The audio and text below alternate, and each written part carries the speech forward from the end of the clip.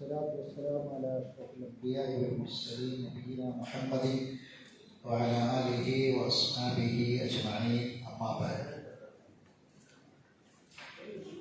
പരിശുദ്ധ ഖുർആനിൻ്റെ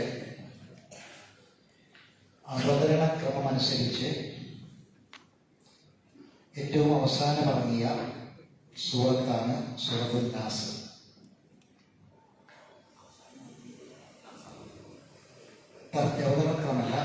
അതിൻ്റെ ക്രോഡീകരണ ക്രമം അനുസരിച്ച്, പരിശുദ്ധ ഖുർആനിൻ്റെ ക്രോഡീകരണ ക്രമം അനുസരിച്ച് അവസാനം ഇറങ്ങിയ സൂറത്താണ്, അവസാനം രേഖപ്പെടുത്തപ്പെട്ട എഴുതപ്പെട്ട സൂറത്താണ് സൂറത്തുൽ നാസ്. ഈ സൂറത്തിൻ്റെ ഫദായിലുകൾ, പ്രത്യേകതകളൊക്കെ നമ്മൾ കഴിഞ്ഞ ക്ലാസ്സുകളിൽ ആവർത്തിച്ച് പറഞ്ഞതാണ്. നമ്മളുമായി എത്രമാത്രം സൂറത്തുൽ നാസ് ബന്ധപ്പെട്ട് കിടക്കുന്നു, നിത്യജീവിതത്തിൽ അത് ചൊല്ലേണ്ട പ്രത്യേകമായി സുന്നത്തായി പഠിപ്പിക്കപ്പെട്ട സന്ദർഭങ്ങളും സമയങ്ങളും എല്ലാം കഴിഞ്ഞ ക്ലാസ്സുകളിൽ നമ്മൾ വിശദീകരിച്ചതാണ്. ഇനി അതിൻ്റെ അർത്ഥമാണ് ഇപ്പോൾ നമ്മൾ പഠിച്ചുകൊണ്ടിരിക്കുന്നത്. ഇസ്തിആദത്തിന് ശേഷം അഥവാ അഊദു ബില്ലാഹി മിനശ് ശൈത്വാനിർ റജീം എന്ന് ചൊല്ലിയതിന് ശേഷം ബസ്മലയ്ക്ക് ശേഷം അഥവാ ബിസ്മില്ലാഹിർ റഹ്മാനിർ റഹീം അതിനുശേഷം നമ്മൾ സൂറത്തുൽ നാസ് ആരംഭിച്ചു. തുടക്കം തന്നെ ഇസ്തിആദത്ത് ആവർത്തിക്കുകയാണ്. അതാണ് ഖുൽ അഊദു ബിറബ്ബിൻ നാസ്. ജനങ്ങളുടെ രക്ഷിതാവിനോട്, ജനങ്ങളുടെ റബ്ബിനോട് ഞാൻ കാവലിനെ ചോദിക്കുന്നു, ഞാൻ രക്ഷ ചോദിക്കുന്നു. എന്താണ് ജനങ്ങളുടെ റബ്ബ്? ആരാണ് റബ്ബ്? റബ്ബുൽ നാസ് എന്ന് പറഞ്ഞാൽ എന്താണ് ഉദ്ദേശിക്കുന്നത് തുടങ്ങിയ കാര്യങ്ങളെല്ലാം തൊട്ട് മുമ്പുള്ള ക്ലാസ്സിൽ നമ്മൾ വിശദീകരിച്ചു. എല്ലാവരും അത് നോട്ട് പുസ്തകത്തിലേക്ക് എഴുതിയെടുത്തിട്ടുണ്ട്.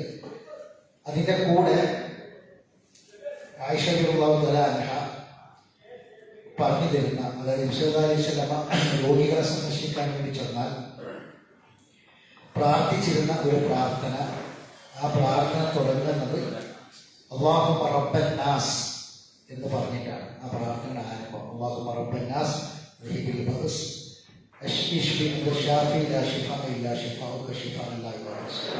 ബുഖാരി മുസ്ലിമും ചേർന്ന് ഇപ്പോൾ ഹദീസ് നമ്മൾ കഴിഞ്ഞ ക്ലാസ്സിൽ ബോർഡിൽ എഴുതി ആ പ്രാർത്ഥനയും പഠിച്ചു.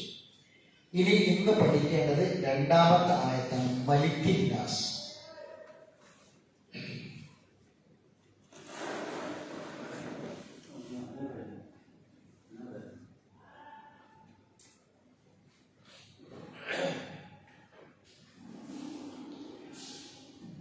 മലിക്കിൻ നാസ് മറ്റു പുസ്തകത്തിലേക്ക് എഴുതിയെടുക്കുക. മലിക്കിൻ നാസ്.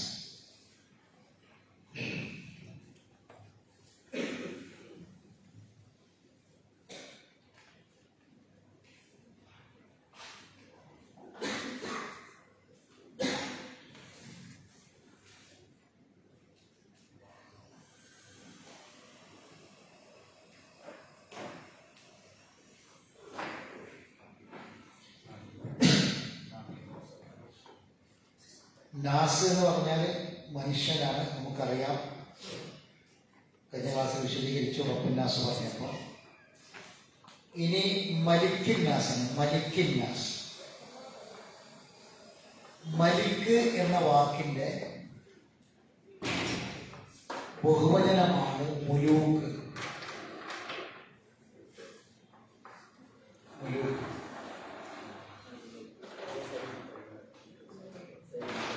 മലിക്ക് എന്ന് പറഞ്ഞാൽ രാജാവ് എന്നാണ് അർത്ഥം. മലിക്ക് രാജാവ്. മലിക്കിൻ നാസ്,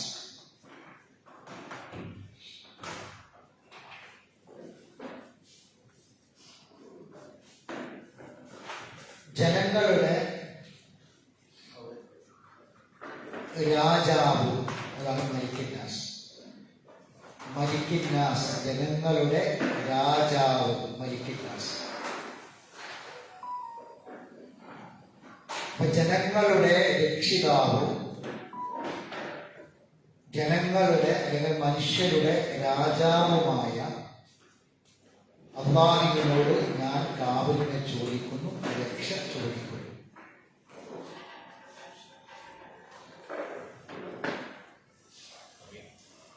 മലിക്ക് എന്ന് പറഞ്ഞാൽ രാജാവ്. മലിക്കിൻ നാസ് എന്ന് പറഞ്ഞാൽ മനുഷ്യരുടെ രാജാവ്. മനുഷ്യരുടെ രാജാവ്. എഴുതുന്നവർക്ക് വേണ്ടിയിട്ടാണ് ഇത് സാവകാശം ആവർത്തിച്ച് പറയുന്നത്.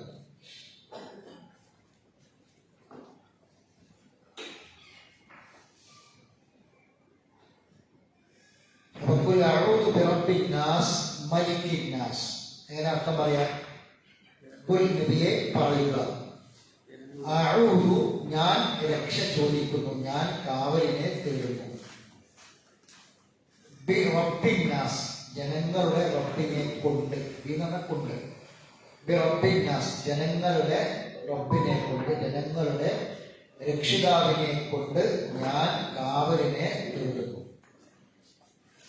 മലിക്കിന്നാസ്, ജനങ്ങളുടെ രാജാവുമായ, എഴുതിക്കൊള്ളു. മലിക്കിന്നാസ്, ജനങ്ങളുടെ രാജാവുമായ അള്ളാഹുവിനോട് ഞാൻ കാവലിനെ തേടുന്നു. കഴിഞ്ഞ ക്ലാസ്സിൽ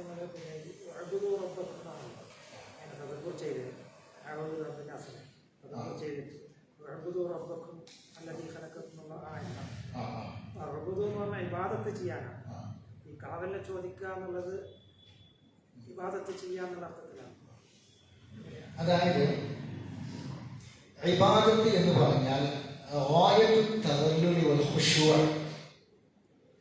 അഥവാ വിനയത്തിന്റെയും താഴ്മയുടെയും അങ്ങേ അറ്റത്തെ ഭാവപ്രകടനമാണ് ഇബാദത്ത്.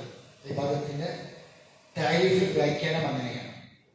നബി സല്ലല്ലാഹു അലൈഹി വസല്ലം പറഞ്ഞു, അദ്ദുആഉ ഹുവൽ ഇബാദ. അദ്ദുആ, പ്രാർത്ഥന, ഹുവൽ ഇബാദ, അതാണ് ഇബാദത്ത്. പ്രാർത്ഥനയാണ് ഇബാദത്ത്. ആ പ്രാർത്ഥനയിൽ പ്രധാനപ്പെട്ട ഒരു ഭാഗമാണ് ഇസ്തിആദത്ത്. മനസ്സിലായില്ലേ? യാ അയ്യുഹന്നാസ് ഉഅ്ബുദൂ റബ്ബക്കും. നിങ്ങൾ ചോദിച്ചത് പ്രാർത്ഥനയാണ് ഇബാദത്ത്. ആ പ്രാർത്ഥനയിൽ ഏറ്റവും പ്രധാനപ്പെട്ട ഒരു ഭാഗമാണ് ഇസ്തിആദത്ത്. കാവൽ ചോദിക്കുക എന്നത്, രക്ഷ ചോദിക്കുക എന്നത്. അതാണ് അവിടെ അതുമായിട്ട് ബന്ധപ്പെട്ട് മനസ്സിലാക്കേണ്ടത്. അത് അവിടെ എല്ലാ മനുഷ്യരോടും, അതായത് നിങ്ങളും നിങ്ങൾക്ക് മുമ്പുള്ളവരും, നിങ്ങൾക്ക് മുമ്പ് സൃഷ്ടിക്കപ്പെട്ടവരും, അങ്ങനെയുള്ള എല്ലാവരുടെയും സൃഷ്ടാവായ റബ്ബിനെ നിങ്ങൾ ഇബാദത്ത്. ഏത് കാലഘട്ടത്തിലും മനുഷ്യന്റെ നിസ്സഹായതയും മനുഷ്യന്റെ കഴിവുകളും മനുഷ്യന്റെ ദുർബലതയും അത് അല്ലാഹു നമുക്ക് ബോധ്യപ്പെടുത്തി തരാം. നമുക്ക് എന്ത് തന്നെ ഉണ്ടായിരുന്നാലും, നമ്മൾ ആര് തന്നെ ആയിരുന്നാലും ശരി, ഒരു ചെറിയ ഒരു മുള്ളു കാലിൽ കൊണ്ടാൽ അതിന്റെ വേദന നമ്മൾ സഹിച്ചേ പറ്റും. ഒരു ചെറിയൊരു പനി വന്നാൽ തളർന്നു പോകുന്നതാണ് നമ്മൾ ശരിയാണ്. നമുക്ക് നമ്മുടെ കഴിവിനെ, നമ്മുടെ അതിന്റെ പരിമിതിയെ ബോധ്യപ്പെടുമ്പോഴാണ് നമ്മൾ ഒരു ആബിദായി മാറുന്നത്. ആ റബ്ബിനെ ഇബാദത്ത് ചെയ്യുന്ന വ്യക്തിയാണ് ആബിദ്. ഒരാൾ അല്ലാഹുവിനെ ഇബാദത്ത് ചെയ്യുന്ന ഒരാളായിട്ട് മാറണമെങ്കിൽ ഈ കാര്യം നമുക്ക് ബോധ്യപ്പെടണം. മനുഷ്യൻ എന്ന് പറഞ്ഞാൽ ഒരാളെ മുന്നിലും അവർ തലകുനിക്കൂല. മനുഷ്യൻ ആത്മാഭിമാനമുള്ളവരാണ്. ഈ ആത്മാഭിമാനം മനുഷ്യരുടെ മുമ്പിൽ മാത്രം പ്രകടിപ്പിക്കേണ്ട ഒന്നാണ്. അത് പടച്ചവന്റെ മുന്നിൽ പറ്റില്ല. മറ്റേ കുമ്പിട്ട് നിവർന്ന് വീണ്ടും റബ്ബിന്റെ മുന്നിൽ സുജൂദിൽ കിടക്കാൻ സാഷ്ടാംഗം നമിക്കാൻ ഒരു മനുഷ്യൻ. അത് ഏത് രാജാവും, ഏത് വലിയവനും, ഏത് ഉന്നത തലത്തിലുള്ളവനും റബ്ബിന്റെ മുന്നിൽ റബ്ബിന്റെ മുന്നിൽ സുജൂദിൽ. ഇബാദത്തിന്റെ ഏറ്റവും പ്രകടമായ ഏറ്റവും വലിയ ഭാഗമാണിത് സുജൂദ് എന്നത്. ഇബാദത്തിലെ ഏറ്റവും വലിയ ഭാഗമാണ്. അപ്പം ചില കാര്യങ്ങൾ ഉൾക്കൊള്ളുമ്പോഴാണ്, ചില കാര്യങ്ങൾ മനസ്സിലാക്കുമ്പോഴാണ് റബ്ബിന്റെ മുന്നിൽ വിനയത്തോടു കൂടി നമുക്ക് നിൽക്കാൻ പറ്റുള്ളൂ. ആ വിനയ പ്രകടനമാണ് എന്ത്? ഇബാദത്ത് എന്ന പേരിൽ അറിയപ്പെടുന്നത്. ശരി, ഇനി ജനങ്ങളുടെ മലിക്കിന്നാസ് പരിശുദ്ധ ഖുർആനിൽ 12 സ്ഥലത്ത് നോട്ട് ചെയ്യണം. പരിശുദ്ധ ഖുർആനിൽ 12 സ്ഥലത്താണ് മലിക്ക് എന്ന പദം വന്നിട്ടുള്ളത്. മലിക്ക്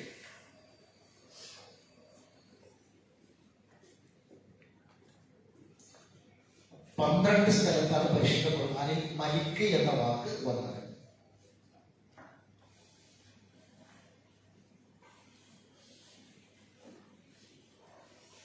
ഇതിൽ 5 സ്ഥലം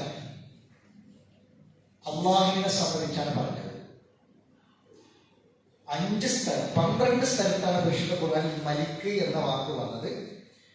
അതിൽ 5 സ്ഥലത്താണ് അള്ളാഹുവിനെ സംബന്ധിച്ച് മലിക്ക് എന്ന് പറഞ്ഞത്. അപ്പൊ ബാക്കി എത്ര ഉണ്ടാവും? 7 സ്ഥലത്ത് ഭൂമിയിൽ കഴിഞ്ഞു പോയിട്ടുള്ള ചില രാജാക്കന്മാരെ പറ്റി പറഞ്ഞു. ഭൂമിയിൽ അള്ളാഹു കൊടുത്ത അധികാരം ഉപയോഗിച്ച് രാജാക്കന്മാരായി ജീവിച്ച 7 മലിക്കിനെ കുറിച്ചാണ് ഖുർആനിൽ 7 സ്ഥലത്ത് പറയുന്നത്. മലിക്ക് 7 സ്ഥലത്ത് വന്നത് മറ്റ് രാജാക്കന്മാർ, രാജ്യം ഭരിക്കുന്ന ആളുകൾ എന്ന അർത്ഥത്തിലുള്ള രാജാക്കന്മാർ, അതാണ് ഖുർആനിൽ 7 സ്ഥലത്ത് വന്നത്. 5 സ്ഥലത്താണ് അള്ളാഹനെ സംബന്ധിച്ച് മലിക്ക് എന്ന് പ്രയോഗിച്ചിട്ടുള്ളത്. ഇനി നമ്മൾ മനസ്സിലാക്കേണ്ടത്, അള്ളാഹുവിനെ സംബന്ധിച്ച് മലിക്ക് എന്ന് പറഞ്ഞ സ്ഥലങ്ങൾ പരിശോധിക്കുമ്പോഴാണ് ഈ മലിക്കിന്നാസ്, നമ്മൾ റബ്ബിനോട് പോയി ഒരു ആയത്താണ്. ഒരു ആയത്തില് ആകെ 2 വാക്യമുള്ളൂ, മലിക്ക് 2 നാസ്. ഖുർആനിലെ ഒരു ആയത്താണ്. അത് ചില അറിവോടുകൂടി, തിരിച്ചറിവോട് കൂടിയിട്ടാണ് നമ്മൾ അള്ളാഹിനോട് അള്ളാഹുവിന് ജനങ്ങളുടെ മലിക്കാണ് എന്ന് നമ്മൾ പറയുന്നത്. അപ്പൊ അതിന് മുമ്പ് നിങ്ങൾക്ക് ഞാൻ ഈ 7 സ്ഥലത്ത് വന്നത് എന്തൊക്കെയെന്ന് പറഞ്ഞത് നോട്ട് ചെയ്തിട്ടുണ്ട്. നിങ്ങളെ റെഫറൻസിന് വേണ്ടിയിട്ടാണ് ഞാൻ അത് പരിശോധിക്കാതെ നിങ്ങൾക്ക് വിട്ടുകയാണ്, നിങ്ങൾ പരിശോധിക്കേണ്ടതാണ്. റെഫറൻസിന് വേണ്ടി വിട്ടാണ്. 7 സ്ഥലം, 5 സ്ഥലത്താണ് അള്ളാഹിനെ പറ്റി മലിക്ക്. ഖുർആനിൽ ടോട്ടൽ മലിക്ക് 12 സ്ഥലത്ത് വന്നു. അതിൽ അള്ളാഹുവിനെ സംബന്ധിച്ച് മലിക്ക് എന്ന് പറയുന്ന 5 സ്ഥലത്ത്, ബാക്കി 7 സ്ഥലത്ത്. ആ 7 സ്ഥലത്ത് വന്നത് വന്നിട്ടുള്ളത് യൂസുഫ് നബിയുടെ കാലത്ത് ഉണ്ടായിരുന്ന, യൂസുഫ് നബിയുടെ കാലത്ത് ഉണ്ടായിരുന്ന ഒരു രാജാവുണ്ട് മലിക്ക്. അതാണ് അത് 12-ാം അധ്യായം. ഇതുപോലെ 12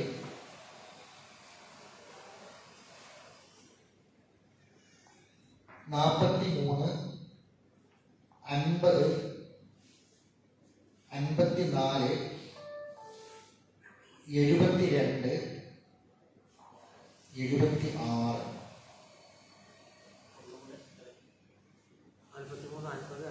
43, 50, 54, 72, 76 ഒരേ സൂറത്ത് 12-ാം സൂറത്ത് യൂസുഫ് അല്ല.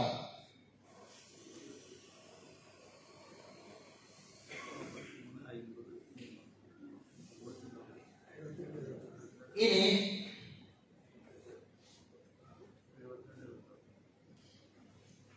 18-ാം അധ്യായത്തില്, 18-ാം അധ്യായം, അതായത് സൂറത്ത് അൽ-കഹ്ഫിലാണ്. അൽ-കഹ്ഫില് 79-ാമത്തെ ആയത്തില്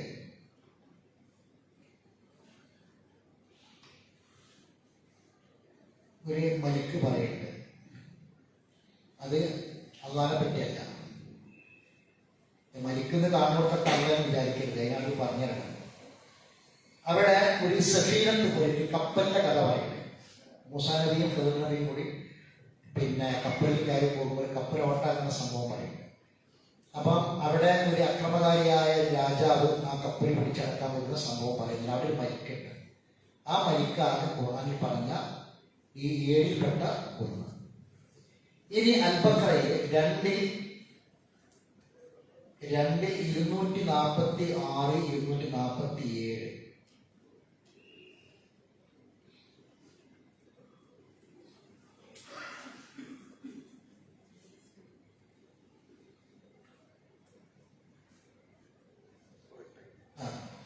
അതിൽ താരൂത്ത് എന്ന് പറഞ്ഞ രാജാവിനെ പറ്റി, താരൂത്തിനെ രാജാവാക്കി തരാൻ വേണ്ടി ആവശ്യപ്പെടുന്ന ഒരു സംഭവമുണ്ട്. അത് 2 ആയത്തുകൂടെ ഒറ്റൊന്നാണ്. അപ്പൊ താരൂത്തിനെ രാജാവാക്കി തരാൻ വേണ്ടിയിട്ട് ആവശ്യപ്പെടുന്ന ഒരു സന്ദർഭമുണ്ട്. അതാണ് ആ 2 ആയത്തിൽ അള്ളാഹു പറയുന്നത്.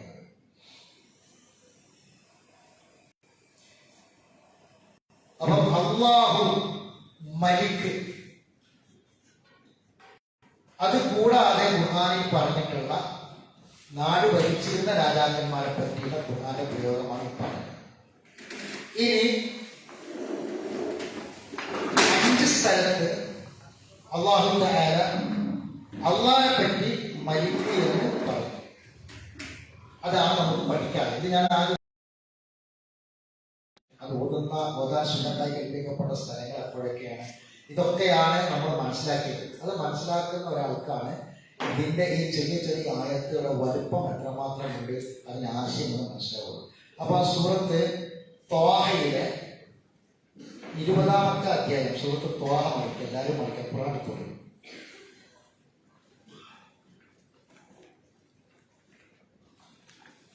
20-ാം അധ്യായം.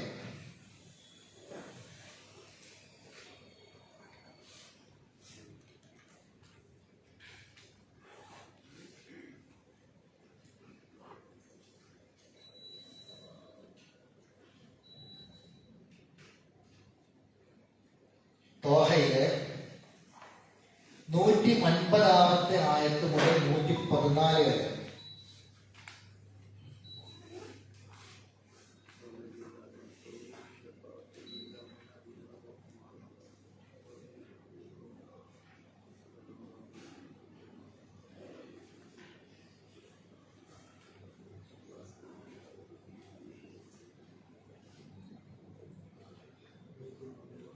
എല്ലാവരും കണ്ടില്ല? ഖുർആനിൽ എല്ലാവരും കഴിയും. ഞാനിത് ആദ്യം പറയുന്നത് നമ്മളൊരു പ്രസംഗം കേൾക്കാനല്ല, മറിച്ച് ഇത് നന്നായിട്ട് പഠിക്കൊരു ക്ലാസ് അല്ല, ഇത് ഒരു ഒരു പൊതുപ്രഭാഷണമായിട്ട് കാണണ്ട. ഇത് പഠിക്കാനാണ്, നമുക്ക് നമ്മളെ മനസ്സിൽ നിൽക്കണം. അതിന് വേണ്ടിയിട്ടാണ്. സൂറത്ത് ത്വാഹയുടെ പ്രത്യേകത എന്താ? ഏതൊരു സൂറത്തിലെ ശ്രദ്ധിക്കാം, ഏതൊരു സൂറത്തിലെ ആയത്ത് നമ്മൾ പഠിക്കാൻ വേണ്ടി, ചിന്തിക്കാൻ, തദബ്ബുർ ചെയ്യാൻ വേണ്ടി എടുക്കുമ്പോഴും ആ സൂറത്തിന്റെ പ്രത്യേകത കൂടി നമ്മൾ മനസ്സിലാക്കണം. ആ സൂറത്തിലെ പ്രത്യേകത പിന്നെ അതിലെ സൂറത്തിലെ കണ്ടന്റുമായിട്ട്, അതിലെ സബ്ജക്റ്റുമായിട്ട്, അതിലെ വിഷയവുമായിട്ട് ബന്ധമുണ്ടായിരിക്കും. നമുക്ക് നൽകുന്ന ഒരു മെസ്സേജ്, ഒരു സന്ദേശം എന്താണ്, അത് വളരെ പ്രധാനമാണ്. എന്താ സൂറത്ത് ത്വാഹയുടെ പ്രത്യേകത? ത്വാഹ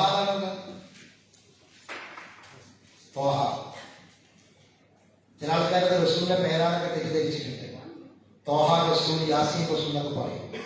അങ്ങനെ റസൂലിന് പേരില്ല. ത്വാഹ എന്നത് കേവലം അക്ഷരങ്ങളാണ്. ഹുറൂഫുൽ മുഖത്തഅ എന്നാണ് പറയുന്നത്. ഹുറൂഫുൽ മുഖത്തഅ, കത്തറി ചെയ്യാൻ മുറിച്ച് ഓതേണ്ട അക്ഷരങ്ങൾ, കേവലാക്ഷരങ്ങളാണ്. അതിൽപ്പെട്ടതാണ്. അർത്ഥമില്ല.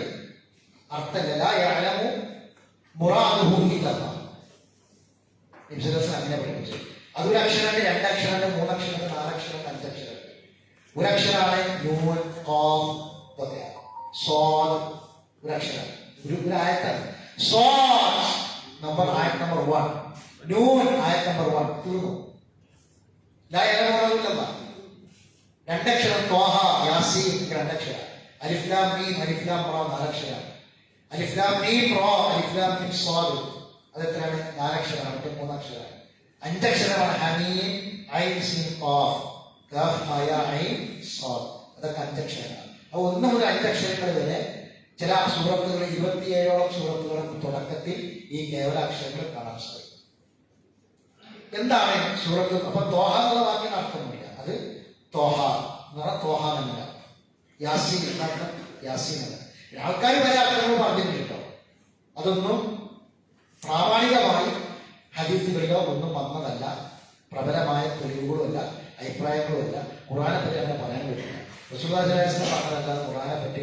ഇപ്പൊ അലിഫ് അള്ളാഹാണ്, ലാം ജിബ്രീലാണ്, മീം മുഹമ്മദാണെന്നൊക്കെ പറഞ്ഞ ആൾക്കാരുണ്ട്. അതൊക്കെ പറയാന്നല്ലാതെ അതിലൊന്നും തെളിവുകളില്ല. നമുക്ക് ഖുർആനെ പറ്റി തെളിവില്ലാത്തൊന്നും സ്വീകരിക്കാൻ പറ്റില്ല. അപ്പൊ സൂറത്ത് ത്വാഹയുടെ പ്രത്യേകത അതിന്റെ തുടക്കത്തിൽ തന്നെ ഉണ്ട്. എന്താണ്? ഇപ്പൊ ഈ ഇരിക്കണ എല്ലാവരുടെ മനസ്സിലും ഒരാഗ്രഹമുണ്ട്. ഇതിൽ അമുസ്ലിങ്ങൾ ആരെങ്കിലും ഉണ്ടോ ഈ ഇരിക്കണ കൂട്ടത്തിൽ?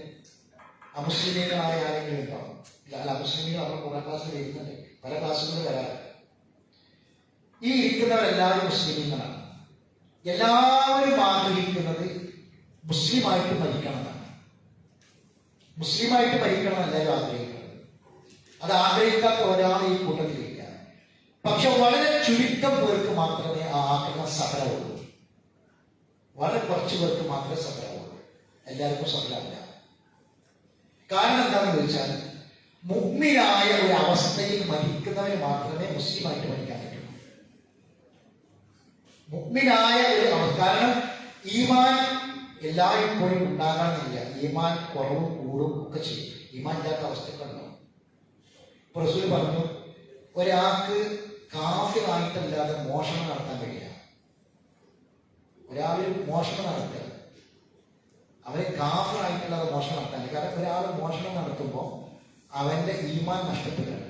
ഈമാൻ നഷ്ടപ്പെട്ട കാഫിറായി. വ്യഭിചരിക്കുന്നവന്, കണ്ടുപിടിക്കുന്നവന് കാഫിറായിട്ടല്ലാതെ ചെയ്യാൻ പറ്റില്ല. കാരണം എന്താ? അതോടുകൂടി അവന്റെ ഈമാൻ പോവുകയാണ്. ഈമാൻ ഇല്ലാതെയാവുക. അപ്പൊ എപ്പോഴാണ് മരിക്കുക നമുക്ക് ആർക്കും പറയാൻ പറ്റില്ല. ഈ ആഗ്രഹം സഫലമാകണമെങ്കിൽ ശ്രദ്ധിക്കണം. ഈ ആഗ്രഹം സഫലമാകണമെങ്കിൽ പരിശുദ്ധ ഖുർആനുമായി നമുക്ക് നല്ല ബന്ധം ഉണ്ടാവണം. കാരണം ഖുർആനാണ് നമ്മളെ ഈമാനിലേക്ക് നയിക്കേണ്ടത്. പരിശുദ്ധ ഖുർആനാണ് നമ്മളെ ഈമാനിലേക്ക് നയിക്കേണ്ടത്. ഇപ്പൊ ഈമാൻ കൂടുന്ന ചില സമയമുണ്ട്. ഞാനൊരു ഉദാഹരണം പറയാം. കഴിഞ്ഞ കുറച്ച് ദിവസം മുമ്പ് കണ്ണൂർ റെയിൽവേ സ്റ്റേഷനിൽ ഒരു പെൺകുട്ടി റെയിൽവേ സ്റ്റേഷനിൽ തലശ്ശേരിയിൽ നിന്ന് കയറി, കുട്ടികൾക്ക് പഠിക്കാൻ പോകും. പെൺകുട്ടി തലശ്ശേരിയിൽ നിന്ന് കയറി കണ്ണൂർ പ്ലാറ്റ്ഫോമിൽ ഇറങ്ങി എന്തൊരു സാധനം വാങ്ങുന്ന ഇടക്ക് ആ വണ്ടി നീങ്ങി, ട്രെയിൻ നീങ്ങി, ആ കുട്ടി ഓടി കയറുന്ന സമയത്ത് വിട്ട് പ്ലാറ്റ്ഫോമിൽ നിന്ന് താഴോട്ട് പോകണം. ആ രംഗം കണ്ട് ആൾക്കാരൊക്കെ കയ്യിൽ തരക്കുന്ന കുറെ ആൾക്കാരെ ഓടുന്നുണ്ട്, കുറെ ആൾക്കാരെ അങ്ങോട്ട്. ഇത് കാണാൻ പറ്റാതെ, കാരണം ഇതിനുള്ളിൽ പോകണ ട്രെയിനിന്റെ ചക്രങ്ങൾ കയറി ഇറങ്ങിയപ്പോൾ എന്താ ഉണ്ടാവുക? രംഗം കാണാൻ കഴിയില്ല. ഉള്ളിലൊക്കെ പൊട്ടിയാടി കിടക്കുന്നുണ്ടാവും, കയ്യും കാലൊക്കെ പൊട്ടി കിടക്കുന്നുണ്ടാവും. ഈ രംഗം കാണാൻ ശക്തി ഇല്ലാത്ത പല ആൾക്കാരും അങ്ങോട്ട് നോക്കാൻ ഇങ്ങോട്ട് ഓടുന്നത് കാണാം. വീഡിയോയിൽ കണ്ട ആൾക്കാർക്കാരും വീഡിയോയിൽ കാണാം. ആൾക്കാർ കൈ തലമറിച്ചിട്ട് പോകും. പക്ഷെ അത്ഭുതകരെന്ന് പറയുന്നത്, ആ കുട്ടി ചെറിയൊരു പോറലോട് കൂടിയിട്ട്, ചെറിയ എന്തോ പോറൽ മാത്രം ആ കുട്ടി രക്ഷപ്പെട്ടു. ഒരു ദുരന്തം നമ്മൾ കണ്ണിൽ കാണുമ്പോൾ നമുക്ക് ഇങ്ങനെ ഈ ചില ആൾക്കാർക്ക് ഈമാൻ കൂടും. ആ സമയത്ത് ഈമാൻ കൂടും. മറ്റേതെങ്കിലും ഒരു കാര്യം, നമുക്ക് ഏറ്റവും പ്രിയപ്പെട്ട വേണ്ടപ്പെട്ട ഒരാൾ മരിച്ചു, അപ്പൊ മയ്യത്ത് കുളിപ്പിക്കാനും കഫൻ ചെയ്യാനും മയ്യത്ത് കട്ടിലേക്ക് എടുത്തു വെക്കാനും ഒക്കെ നമ്മൾ കൂടി പള്ളിയിൽ പോയി നിശ്ചയിച്ച് മയ്യത്തിന്റെ കൂടെ കബർസ്ഥാനിൽ പോയി, എന്നിട്ട് ആ കബറിലേക്ക് മയ്യത്ത് ഇറക്കി വെച്ച് നേരെ കല്ല് വെച്ച് മണ്ണിട്ട് മൂടിയിട്ട് നമ്മൾ പോയി. അന്ന് വല്ലാത്തൊരു മാനസികാവസ്ഥ. അന്ന് നിസ്കാരം ഒഴിവാക്കില്ല. കുറച്ചൊക്കെ കഴിഞ്ഞാൽ എന്തായി? ഒക്കെ പോയി. ഈമാന് ഇതുകൊണ്ടൊന്നും കൂടില്ല. മനസ്സിലായി? റമദാൻ മാസത്തിലാണ് ചിലർക്ക് ഈമാൻ കൂടും. റമദാനായ തുപ്പി, റമദാൻ കഴിഞ്ഞാൽ കുപ്പി. ഞാൻ ആരുടെ ചൊല്ലുണ്ട്. എന്തുകൊണ്ടാണ്?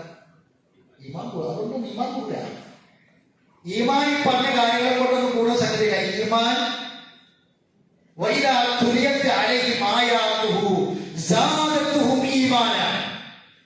അള്ളാന്റെ ആയത്തുകൾ ഓടി കേൾപ്പിക്കപ്പെടണം. ആ ഈമാനാണ് നിലനിൽക്കുക. മനസ്സിലായി? സൂറത്ത് ത്വാഹയുടെ പ്രത്യേകത, ത്വാഹ മാ അൻസൽന, നിങ്ങളുടെ മുന്നിൽ ഖുർആനില്ലേ? ഒരിക്കലും ത്വാഹയുടെ മറിച്ചത് മാ അൻസൽന അലൈക്കൽ ഖുർആന ലിതശ്ഖ. നമ്മൾ ഈ സൂറത്ത് ത്വാഹയുടെ ആയത്താണ് കേൾക്കാൻ പോണത്, വായിക്കാൻ പോണത്. മലിക്കിന്നാസ് പഠിക്കാൻ ഖുർആനിന്റെ പ്രസിദ്ധിക്കാൻ, ഖുർആനിന്റെ ഇൽമ്, ഖുർആനിന്റെ വിജ്ഞാനം ശ്രദ്ധിച്ചു കേൾക്കണം. ഖുർആനിന്റെ എന്തിനാണ് ഈ മലിക്കിന്നാസ് രണ്ടു പേരും നമ്മൾ ഇത്ര വിശദീകരിക്കണമെന്നില്ല. ഖുർആനിന്റെ ഇൽമിനെ രണ്ടായി ബാധിച്ചാൽ, ഖുർആനിന്റെ ഇൽമിന്, ഖുർആൻ നൽകുന്ന അറിവ്, ഈ ഗ്രന്ഥം, ഈ കിതാബ് ഇത് നൽകുന്ന അറിവിനെ രണ്ടായി ബാധിച്ചാൽ ഒന്ന് മാരിഫത്തുള്ളൻ, അള്ളാഹിനെ മനസ്സിലാക്കലാണ്. അള്ളാഹിനെ മനസ്സിലാക്കിയെങ്കിൽ മാത്രമേ ഒരാൾക്ക് ഈമാൻ ഉണ്ടാവുള്ളൂ. നമ്മളെങ്ങനെ അള്ളാഹ് എന്ന് പറഞ്ഞാലൊന്നും റഹ്മാനാണ് റഹീം എന്നാണെന്ന് അള്ളാഹിനെ മനസ്സിലാക്കുക. പരിശുദ്ധ ഖുർആനിൽ അള്ളാഹു തആല നൽകുന്ന പ്രധാനപ്പെട്ട രണ്ട് ഇൽമുണ്ട്. ഒന്ന് അള്ളാഹിനെ നമ്മൾ എങ്ങനെ മനസ്സിലാക്കണം എന്നുള്ളതാണ്. അതിൽ പെട്ടതാണ് മൈക്കിനാസ്. അപ്പൊ അത് എവിടുന്ന് മനസ്സിലാക്കണം? ഖുർആനിൽ മനസ്സിലാക്കണം. ഈ സൂറത്തിലെ തുടക്കം അല്ലാഹ് പറയാ മാ അൻസൽന അലൈക്കൽ ഖുർആന ലിതഷ്ഖാ, ഒരാളെയും ഇടങ്ങേറാക്കാൻ ബുദ്ധിമുട്ടിക്കാൻ ഈ ഗ്രന്ഥം നിനക്ക് ഞാൻ ഇറക്കി തന്നിട്ടില്ല. ചില ആൾക്കാർക്കൊക്കെ വലിയ അടങ്ങാറാ ഈ അരമണിക്കൂറാണ് കഴിഞ്ഞിട്ടാണ് വലിയ അടങ്ങാറാ. ആർക്കൊക്കെയോ വേണ്ടി വരികയാണ് ഞാൻ പറയുന്നത്. വലിയ ബുദ്ധിമുട്ടാണ് പലർക്കും ഇത് പഠിക്കലും വായിക്കലൊക്കെ. അള്ളാഹ് തീർത്ത് പറയാണ് മാ അൻസൽന, ഇറക്കിയിട്ടില്ല. മാ അൻസൽന അലൈക്കൽ ഖുർആന, നിനക്ക് നാം ഖുർആൻ ഇറക്കിയിട്ടില്ല. ലിതഷ്ഖാ, കഷ്ടപ്പെടുത്താൻ, പ്രയാസപ്പെടുത്താൻ. ഒരാൾക്കും ഒരു ഇടങ്ങൾ ഉണ്ടാക്കാൻ ഇറക്കിയിട്ടില്ല ഖുർആൻ. പിന്നെന്താ? ഇല്ല ഇല്ല, ഞാൻ ശ്രദ്ധിച്ച് കേൾക്കണ്ട, ഇത് തദബ്ബറാണ്. ഇല്ല അർത്ഥവിക്കവട്ടൻ, ഇതൊരു ഉത്ബോധനം മാത്രമാണ്. ആർക്ക്? ലിമൻ യഖ്ഷ. ആർക്ക്? ലിമൻ യഖ്ഷ, അള്ളാഹിനെ ഭയപ്പെടുന്നവർക്ക്. ആർക്ക്? അള്ളാഹിനെ ഭയപ്പെടുന്നവർക്കുള്ള തദിക്കറത്ത്. ആരെ ഭയപ്പെടാൻ? അള്ളാഹ് പറയാണ് അള്ളാഹിനെ ഭയപ്പെടും. ഇന്നമാ, കേട്ടോളൂ, ഇന്നമാ യഖ്ഷല്ലാഹ മിൻ ഇബാദിഹിൽ ഉലമാ. യഖ്ഷല്ലാഹ ഇല്ലാ തദിക്കറത്തൻ ലിമൻ യഖ്ഷ, ഇല്ലാ തദിക്കറത്തൻ ലിമൻ, ഭയപ്പെടുന്നവർക്കുള്ള ഉത്ബോധനം മാത്രം. ആ യഖ്ഷ ആരാണ്? ഇന്നമാ യഖ്ഷല്ലാഹ, അള്ളാഹിനെ പേടിക്കൽ മിൻ ഇബാദിഹി, അവന്റെ അടിമകൾ അൽ ഉലമാ, ഇൽമുള്ള ആൾക്കാരാണ്. അവിടെ ഉലമാ എന്ന് പറഞ്ഞാൽ ശംസുൽ ഉലമാ, ഖമറുൽ ഉലമാ എന്ന് അർത്ഥം വെക്കണ്ട. ഉലമാ എന്ന് പറഞ്ഞാൽ ഖുർആന്റെ ഇൽമുള്ള ആൾക്കാർ. ഖുർആന്റെ ഇൽമുള്ള ആളുകൾ ആരെ പഠിക്കാം? അള്ളാഹിനെ പഠിക്കും. അവർക്കുള്ള മുന്നേ താക്കീതാണിത്. കണ്ണ് കാണാത്ത ജന്മനാ കണ്ണ് കാണാത്ത ഉമ്മത്തും എന്തിനാണ് നബിയുടെ അടുക്കലേക്ക് ഓടി വന്നത്? എന്തിനാ ഓടി വന്നത്? ഖുർആൻ പഠിക്കാൻ. നബി ഖുറൈശി പ്രമാണികളുമായിട്ട് സംസാരിക്കുകയാണ്. അബസവത്തവല്ല അൻജാഹുൽ അഅ്മാ, ബാക്കി തഅല്ലഹു യസക. പിന്നെ വഅമ്മാ മൻ ജാഅക യസ്ആ വഹുവ യഖ്ഷ, നിന്റെ അടുക്കലേക്ക് ഓടി വന്ന വ്യക്തി ആരാ? മുഖത്തും വന്ന് കണ്ണ് കാണാത്ത, ജന്മനാ കണ്ണ് കാണാത്ത ഉമ്മത്തും റസൂലുള്ളാഹിക്ക് തപ്പിത്തടഞ്ഞ് മലകളും കുന്നുകളും കയറി. മക്കത്ത് പോയ ആൾക്കാർക്ക് അറിയാം, മക്കയിലെ മലകളും കുന്നുകളും മണ്ണും കല്ലും നിറഞ്ഞതാ, ഗ്രിപ്പ് കിട്ടൂല. അതൊക്കെ താണ്ടി ഉരുണ്ട് മറിഞ്ഞിട്ട് ഒരു മനുഷ്യൻ വരിക ഖുർആൻ പഠിക്കാൻ. നബിയുടെ അടുക്കലേക്ക് രണ്ട് പറയാറുണ്ട്, നബി എന്ന ആയത്തിറങ്ങി ആദ്യം പഠിക്കണം വരികയാണ്. എന്നിട്ട് ആ ഉമ്മത്തിനെ കുറിച്ച് അള്ളാഹ് പറയാണ്, നിന്റെ അടുക്കിലേക്ക് ഓടി വന്നവൻ അമ്മാമിന്റെ ഓടി വന്നു. അള്ളാഹിനെ പേടിക്കുക. അപ്പം അള്ളാഹുവിനെ പേടിക്കാൻ ഖുർആനിൽ ഇൽമുള്ള ആൾക്കാർ. ആ ഇൽമുള്ള ആൾക്കാർക്കുള്ള തദിക്കറത്താണിത്. പരിശുദ്ധ ഖുർആൻ. ഇങ്ങനെയാണ് ഈ സൂറത്ത് ആരംഭിക്കുന്നത്. അതാണ് സൂറത്ത് ത്വാഹയുടെ പ്രത്യേകത. ആ സൂറത്തിലാണ് അള്ളാഹുവിനെ പറ്റി പരിചയപ്പെടുത്തിയിരുന്ന മലിക്കിന്നാസ് ഈ ആശയം വരുന്ന ഭാഗമാണ് ഇപ്പൊ നമ്മൾ മറിച്ച് വെച്ചത്. എത്രാമത്തെ ആയത്തെ പറഞ്ഞത്? 109 മുതൽ വായിക്കുക. അത് വായിച്ച് നമുക്ക് അവസാനിപ്പിക്കാം. വായിച്ചോ. ആയത്തെ വായിക്കും.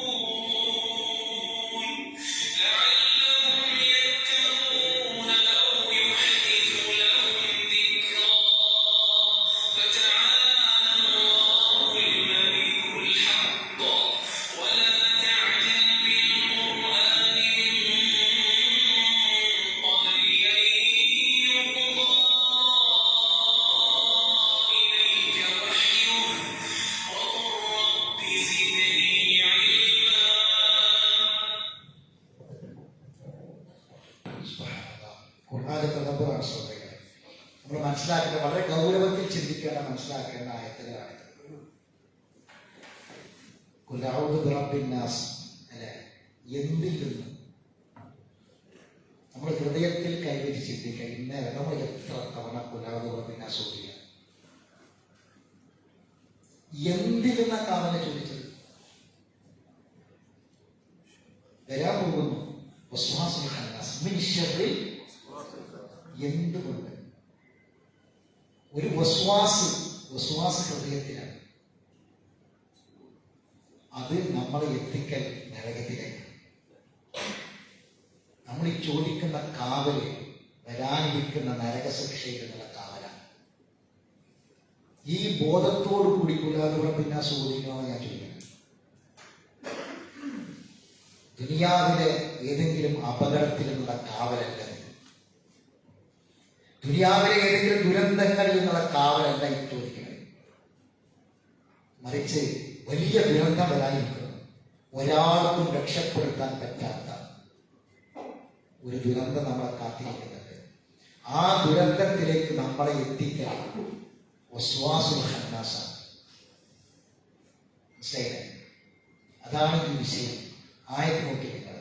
അല്ലാഹു സുബ്ഹാനഹു വ തആല നാളെ പരലോകത്തെ കുറിച്ച് ഇങ്ങനെ പറഞ്ഞിങ്ങനെ വന്നിട്ട്, ഞാൻ 109-ാമത്തെ ആയത്തിൽ വായിക്കാനാണ് പറഞ്ഞത്.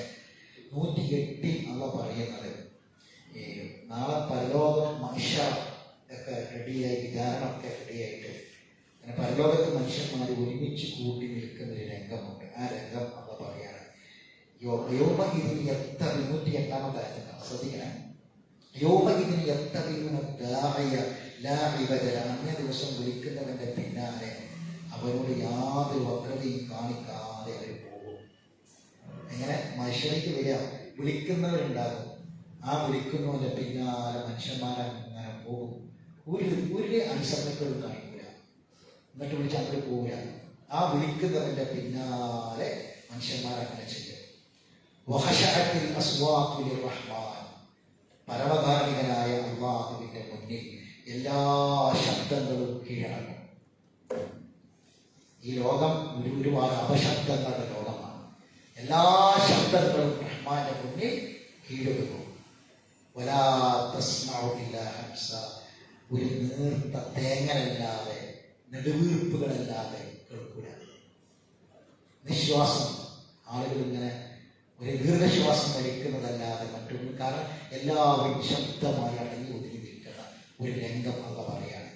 യൗമഇദില്ലാത്ത ഒരു ശുപാർശയും പ്രയോജനം ചെയ്യില്ല. മലിക്കിന്നാസിലേക്ക് പോണത്, മലിക്കിന്നാസ് രാജാവല്ലേ, അവിടെ കച്ചി പോകുന്നത്. ഒരു ശുപാർശയും സ്വീകരിക്കൂല. ഇല്ലാമൻ അതിനെ റഹ്മാൻ കൗല, ആരുടെ കാര്യത്തിൽ അനുമതി നൽകപ്പെടുകയും ആരുടെ വാക്ക് തൃപ്തിപ്പെടുകയും ചെയ്തിരിക്കുന്നുവോ അവനല്ലാതെ. എൻ്റെ വിശദീകരണം എന്താണെന്ന് വെച്ചാൽ, ലാ ഇലാഹ ഇല്ലല്ലാഹ് എന്ന കാര്യം താങ്കൾ തൃപ്തിപ്പെട്ട കൗല്, അത് ചൊല്ലി മരിച്ചോ. പിന്നീട് അള്ളാഹു സുബ്ഹാനഹു വ തആല പരലോകത്ത് പ്രത്യേകം ശുപാർശയായിട്ട് നിശ്ചയിക്കപ്പെടുന്ന കാര്യങ്ങളുണ്ട്. അതിൽപ്പെട്ടതാണ് ഖുർആൻ ശഫാഅത്ത് പറയും, നോമ്പ് ശഫാഅത്ത് പറയും, നിസ്കാരം ശഫാഅത്ത് പറയും. ഇങ്ങനെയുള്ളതല്ലാത്ത ഒന്നും ഒരാൾക്കും ഉപകാരപ്പെടില്ല. ബാക്കി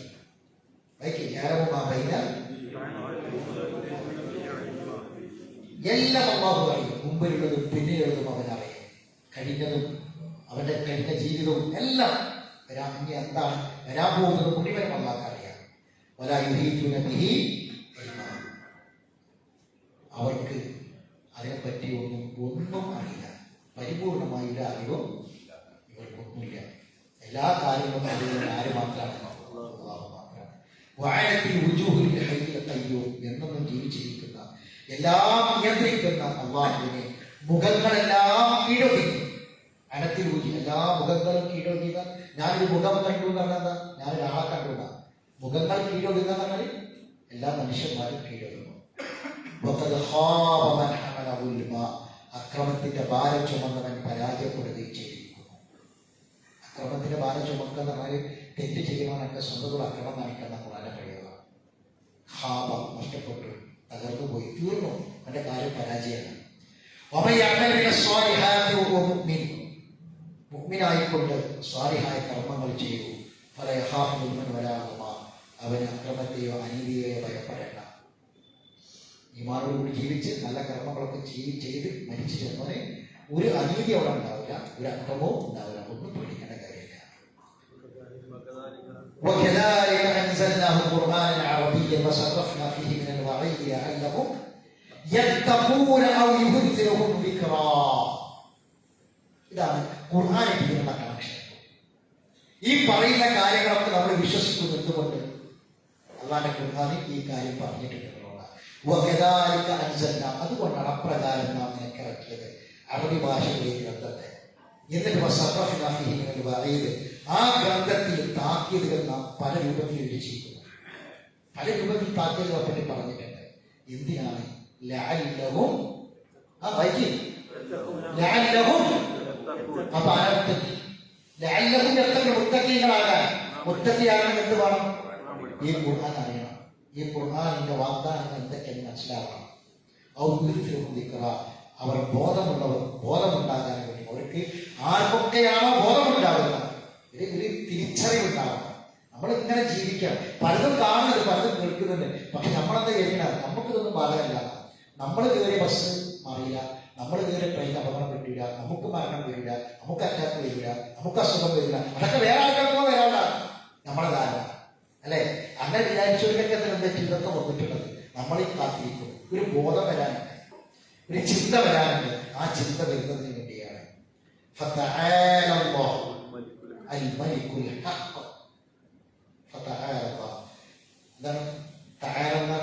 അല്ലാഹു സുബ്ഹാനഹു വ തആല ഉന്നതനായിരിക്കുന്നു. അല്ലാഹു ഉന്നതനായിരിക്കുന്നു, മഹാനായിരിക്കുന്നു. അൽ മലിക്കുൽ ഹഖ്, സാക്ഷാൽ രാജാവ്.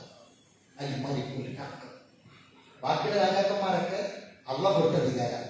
അൽ മലിക്കുൽ ഹഖ്, അതാണ് മലിക്കുൽ നാസ്. فتعالى الله الملك الحق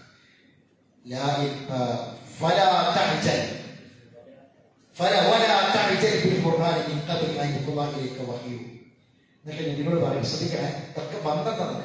നബിയോട് പറയും, നബിക്ക് ഈ ഒരു മനപ്പാടാക്കാനുള്ള ഒരു ധൃതിയുണ്ട്. ഖുർആൻ മനപ്പാടാക്കാനുള്ള ഇത് ഇടക്കൊക്കെ ഖുർആനാണ് കണക്ട് ചെയ്യുന്ന പക്ഷ ഖുർആനിനെ ബന്ധിപ്പിച്ച് കിട്ടുന്നത്. ഇത് പറഞ്ഞിട്ട് റസൂൽ പറയാ, ഖുർആനെ കൊണ്ട് ധൃതി കാണിക്കരുത്. ഈ ആശയം വേറെ പല സ്ഥലത്തും നിനക്ക് വഹി ഇറങ്ങി തീരുന്നതിന്റെ മുമ്പായി, വഹി ഇറങ്ങി തീരുന്നതിന് മുമ്പായിട്ട് എന്ത് ചെയ്യണ്ട? ധൃതി കാണിക്കണ്ട. അപ്പൊ നബിക്ക് ഇത് മറന്നു പോവോ, ഇത് വിട്ടുപോകുമോ എന്നൊക്കെ പേടിയാണ്. അപ്പൊ ഇത് കാണാതെ പഠിക്കാൻ വേണ്ടിയിട്ട് നിനക്ക് ധൃതി കാണിക്കും. അങ്ങനെ ധൃതി കാണിക്കണ്ട. നീ എന്ത് ചെയ്താൽ മതി? പ്രാർത്ഥിക്കുക. റബ്ബി സിദ്നി റബ്ബി സിദ്നി. ഇനി ഞാൻ ചോദിക്കട്ടെ, നമ്മുടെ ഈ റബ്ബി സിദ്നി ഇൽമ പല സ്ഥലത്തും കേട്ടിട്ടില്ലേ? അല്ലേ? ഇത് ഖുർആന്റെ ഇൽമാണെന്ന് ആർക്കറിയാം?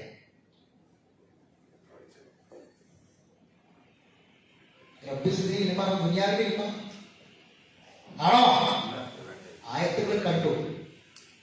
റബ്ബി സിദ്നി ഇൽമാ എന്ന് പ്രാർത്ഥിക്കണം. നബിയോട് പറയാ, ഇത് പഠിക്കാൻ വേണ്ടി ധൃതി കാണിക്കണേ നബിയെ. ഏതാ വിഷയം? സബ്ജക്ട് ഏതാ? ഖുർആനാണ്. ഫലാ തഅജൽ വലാ തഅജൽ ബിൽ ഖുർആൻ. അതാ ധൃതി കാണിക്കണം. പിന്നെ ഖുർആനിന്റെ കാര്യത്തിൽ എപ്പോഴും പ്രാർത്ഥിക്കണം. റബ്ബി സിദ്നി ഇൽമാ, റബ്ബി സിദ്നി ഇൽമാ എന്ന് പറയുമ്പോൾ മനസ്സിൽ കൊണ്ടിട്ട് ഖുർആനാണ്. ഖുർആന്റെ അഴിമ വർദ്ധിപ്പിച്ചു കൊണ്ട് പഠിച്ചോനെ, ഖുർആന്റെ അഴിമ വർദ്ധിപ്പിച്ചു കൊണ്ട് പഠിച്ചോനെ, ഖുർആനിന്റെ അഴിമ വർദ്ധിപ്പിച്ചു കൊണ്ട് പഠിച്ചോനെയാണ്. അല്ലാതെ നാട്ടിലുള്ള മറ്റേ മുഴുവൻ ഇൽമല്ല അവിടെ ഉദ്ദേശിച്ചത്. റബ്ബി സിദ്നി ഇൽമ, ഒക്കും നീ പ്രാർത്ഥിക്കുക, റബ്ബി സിദ്നി ഇൽമ, എനിക്ക് ഖുർആനിന്റെ അഴിമ വർദ്ധിപ്പിച്ചു കൊണ്ട് പഠിച്ചോനെ എന്ന് പ്രാർത്ഥിക്കുക. അപ്പൊ ഖുർആനിലൂടെയാണ് എന്ത് മനസ്സിലാക്കേണ്ടത്? ആരെ മനസ്സിലാക്കേണ്ടത്? അള്ളാനെ മനസ്സിലാക്കേണ്ടത്. അതാണ് മലിക്കിൻ നാസ്. തീർന്നിട്ടില്ല. ഇൻഷാ അല്ലാഹ് ഇനിയും ഇതേപോലെ നമുക്ക് 4 സ്ഥലങ്ങൾ കൂടി നോക്കാനുണ്ട്. എങ്കിൽ മാത്രമേ എന്ത് മനസ്സിലാവുള്ളൂ? നമ്മൾ പറയുന്ന മലിക്കിൻ നാസ് ആരെന്ന് മനസ്സിലാവുള്ളൂ. ഇപ്പൊ നമുക്ക് എന്ത് മനസ്സിലായി? നമ്മൾ ഈ ചോദിക്കുന്ന രക്ഷ, കാവല്, വരാൻ പോകുന്ന ഏറ്റവും വലിയ ദുരന്തമായ നരക ശിക്ഷയുള്ള കാവലാണ്. ആ നരകത്തിലേക്ക് നമ്മളെ എത്തിക്കാൻ വേണ്ടി ശൈത്താന്മാര് നമ്മളങ്ങനെ വസ്വാസാക്കിക്കൊണ്ടേയിരിക്കും. ശരി, നല്ല കാര്യങ്ങൾ ചെയ്യാനല്ല ചിന്തണ്ടാവുക, മറിച്ച് എപ്പോഴും മനസ്സ് പോകുന്നത് നരകത്തിലേക്ക് എത്തുന്ന തിന്മകൾ ചെയ്യാനായിരിക്കും മനസ്സിലേക്ക് പോകുന്നത്. അതിൽ നിന്ന് കാത്തു പഠിച്ചോനെയാണ്, അതിൽ നിന്ന് കാവൽ കൊണ്ട പഠിച്ചോനെയാണ്. അതാണ് ഈ സൂറത്തിന്റെ ഫളായില് ശ്രേഷ്ഠത. ഇൻഷാ അല്ലാഹ് കൂടുതൽ പഠിക്കാനുള്ള തൗഫീഖ് അല്ലാഹു നമുക്ക് എല്ലാവർക്കും അല്ലാഹു നമുക്ക് ഖുർആനിന്റെ ഇൽമ വർദ്ധിപ്പിക്കുമാറാവട്ടെ.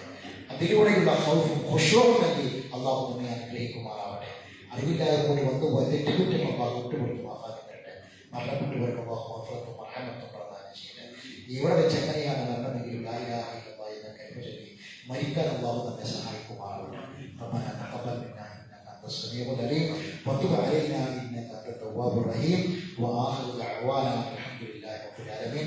سبحانك اللهم وبحمدك اشهد ان لا اله الا انت استغفرك واتوب